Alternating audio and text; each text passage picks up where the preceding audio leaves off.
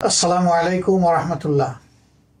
বিশ্বের বিভিন্ন দেশে অবস্থানরত বাংলাদেশি প্রবাসী ভাই ও বোনেরা, আশা করি আল্লাহ রাব্বুল আলামিনের একান্ত মেহেরবানিতে আপনারা যে যেখানে আছেন সুস্থ অবস্থায় আছেন।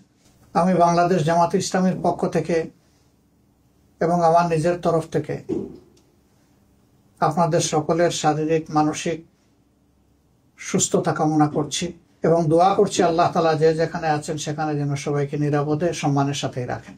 বাংলাদেশ আমাদের প্রিয় জন্মভূমি।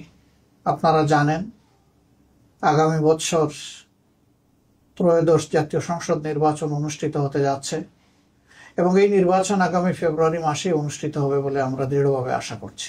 এই নির্বাচনে প্রবাসী ভাই ও বোনেরা যাতে তাদের ভোটের অধিকার প্রয়োগ করতে পারেন, এই জন্যে পরিবর্তিত পরিস্থিতিতে গত বছরের 5 আগস্টের পর থেকে দাবি আমরা অত্যন্ত জোরালোভাবে জানিয়ে আসছিলাম।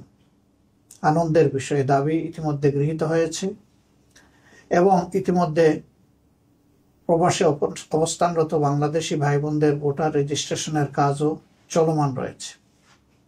তার পাশাপাশি যারা একান্ত এই সময়টা দেশে আসতে পারবেন না, তারা যাতে তাদের ভোটটা নিশ্চিত হয় সেই জন্য এই প্রথমবারের মতো অনলাইনে অ্যাপসে ভোট দেওয়ার উদ্যোগ নেওয়া হয়েছে।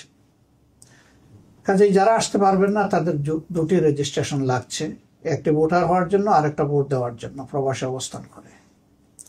আর যারা দেশে আসতে পারবেন সেটা মোস্ট ওয়েলকাম, কারণ আপনারা বাংলাদেশের অর্থনীতির চাকাকে চালু রেখেছেন।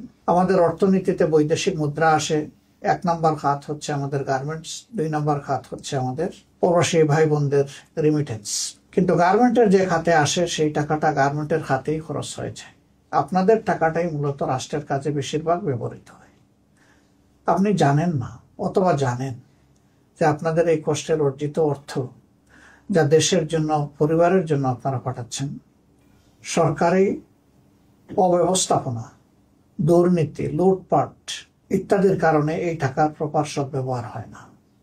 আবার সেই জায়গায় আপনারা কোনো আওয়াজও সেভাবে তোলার সুযোগও দিতে পাননি। এবার ভোটার হওয়ার কারণে আপনাদের হাতে যে অস্ত্র এসেছে এটাকে প্রয়োগ করার মাধ্যমে আগামীতে এমন একটি সরকার ব্যবস্থাপনা গড়ে তোলার ক্ষেত্রে আপনারা গুরুত্বপূর্ণ অবদান রাখবেন বলে আমরা বিশ্বাস করি।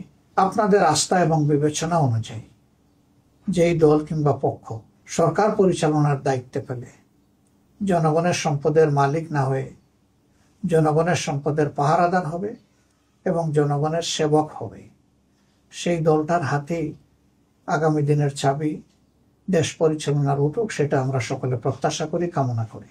বাংলাদেশ জামাত ইসলামী আপনাদের সকলের ভোটের অধিকারের প্রতি দারুণ শ্রদ্ধাশীল।